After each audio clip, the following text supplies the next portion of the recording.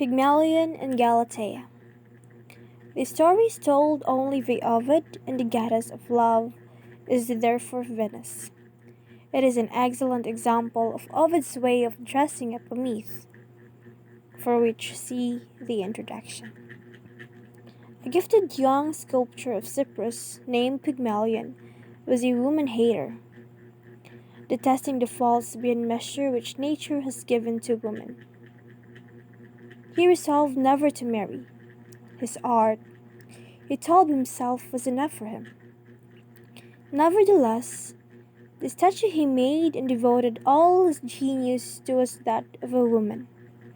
Either he could not dismiss what he so disapproved of him, his mind as easily as from his life, or else he was bent on forming a perfect woman and showing men the deficiencies of the kind they had to put up with. However that was, he labored long and devotedly in the statue and produced a most exquisite work of art. But lovely as it was, he could not rest content.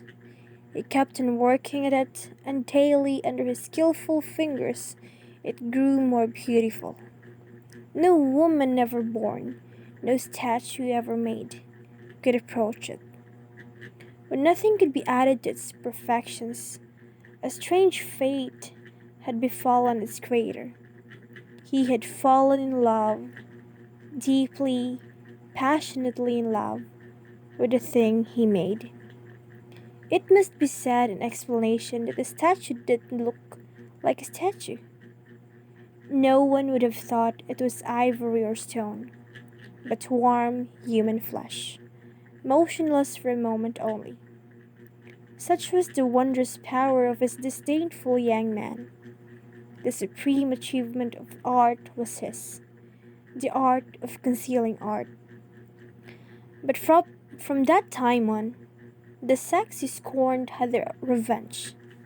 No hopeless lover, a living maiden, was ever so desperately unhappy as Pygmalion. He kissed those enticing lips, they could not kiss him back. He caressed her hands, her face, they were unresponsive. He took her in his arms, she remained a cold and passive form. For a time he tried to pretend, as children do with their toys. He would dress her in rich robes, trying the effect of one delicate or glowing color after another, and imagine she was pleased.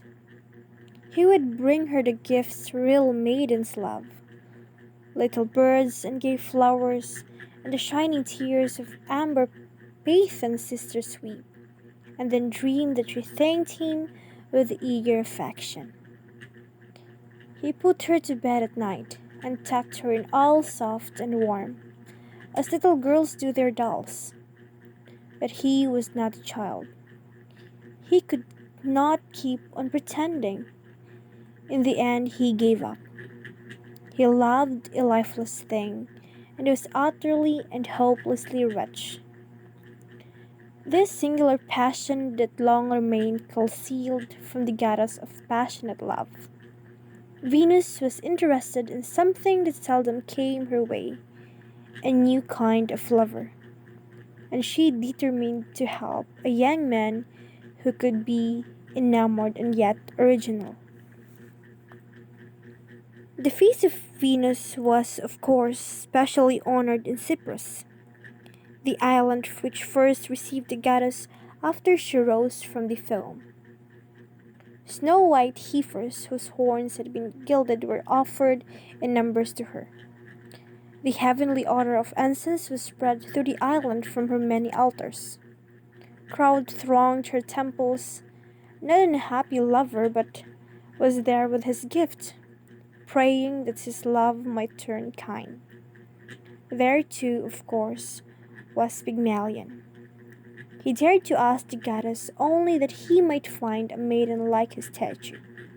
But Venus knew what he really wanted, and as a sign that she favored his prayer, the flame on the altar he stood before leaped up 3 times, blazing into the air. Very thoughtful at this good omen, Pygmalion sought his house and his love, the thing he had created and given his art to. There she stood in her pedestal, entrancing beautiful. He caressed her and then he stared back. Was it self-deception or did she really feel warm to his touch?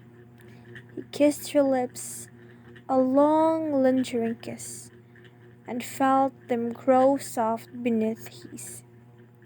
He touched her arms, her shoulders. Their hardness vanished. It was like watching wax soften in the sun. He clasped her wrist. Blood was pulsing there. Venus, he thought. This is the goddess doing. And with a terrible gratitude and joy, he put his arms around his love and saw her smile into his eyes and blush.